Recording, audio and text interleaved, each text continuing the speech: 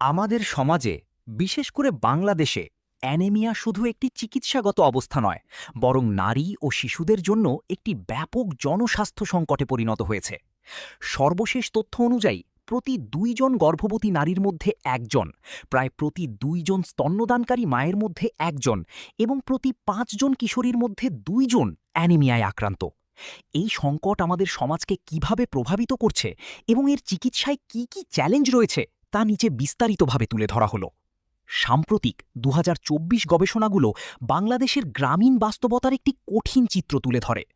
গর্ভবতী নারীদের মধ্যে প্রায় ৫০% অ্যানিমিয়ায় ভুগছেন, যা অত্যন্ত বিপজ্জনক, কারণ এটি প্রসবের সময় মাতৃমৃত্যুর ঝুঁকি বাড়ায় এবং নবজাতকের কম ওজন নিয়ে জন্মানোর সম্ভাবনা সৃষ্টি করে। স্তন্যদানকারী মায়েদের মধ্যে প্রায় ৪৬% এখনও অ্যানিমিয়ায় আক্রান্ত, যা বুকের দুধের গুণগত মান কমিয়ে দেয় এবং মায়ের পক্ষে নবজাতকের সঠিক যত্ন নেওয়া কঠিন করে তোলে। কিশোরী মেয়েদের মধ্যে প্রায় ৩৮% অ্যানিমিয়ায় ভুগছে, যা অত্যন্ত গুরুত্বপূর্ণ, কারণ আজকের অ্যানিমিক কিশোরীরাই আগামী দিনের অ্যানিমিক মা হয়ে ওঠে। এভাবে অপুষ্টির একটি প্রজন্মগত চক্র চলতেই থাকে।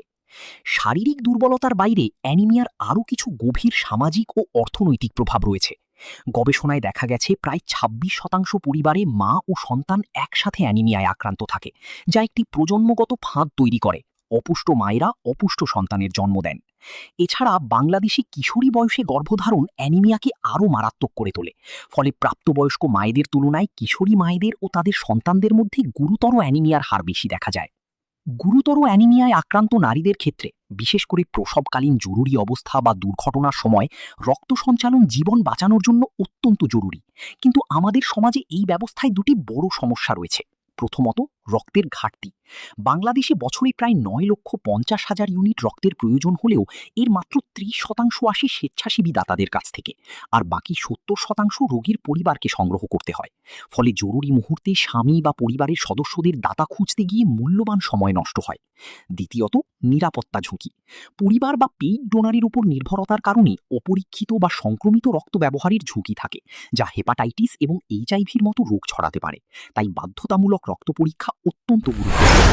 এই সমস্যাগুলো সমাধানের জন্য সরকার ওয়ান ব্লাড নেটওয়ার্ক চালু করার উদ্যোগ নিয়েছে।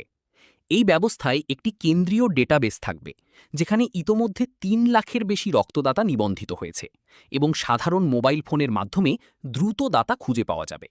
এছাড়া রক্তের ব্যাগে বারকোড ব্যবহার করে এর ব্যবহার ট্র্যাক করা হবে, যাতে অবৈধ বাণিজ্য বন্ধ করা যায়।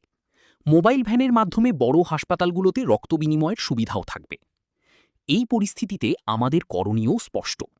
প্রতিরোধের জন্য কিশোরী ও গর্ভবতী নারীদের জন্য আয়রন ও ফলিক অ্যাসিড আইএফএ সাপ্লিমেন্ট নিশ্চিত করা জরুরি, এবং অন্তত ৪টি বা তার বেশি অ্যান্টিনেটাল কেয়ার এএনসি ভিজিট করা অ্যানিমিয়ার ঝুঁকি কমাতে সাহায্য করে। পাশাপাশি আমাদের স্বেচ্ছায় রক্তদাতা হিসেবে নিবন্ধন করা উচিত, কারণ মাত্র ৩০% স্বেচ্ছা রক্তদান দিয়ে এই সংকট মোকাবিলা করা সম্ভব নয়। অ্যানিমিয়া আমাদের দেশের মা ও শিশুদের সম্ভাবনাকে থামিয়ে দিচ্ছে। ওয়ান ব্লাড নেটওয়ার্ক জরুরি পরিস্থিতিতে সহায়তা করতে পারলেও এই সমস্যার স্থায়ী সমাধান পেতে হলে আমাদের সমাজকে কিশোরীদের পুষ্টির দিকে আরও বেশি গুরুত্ব দিতে হবে।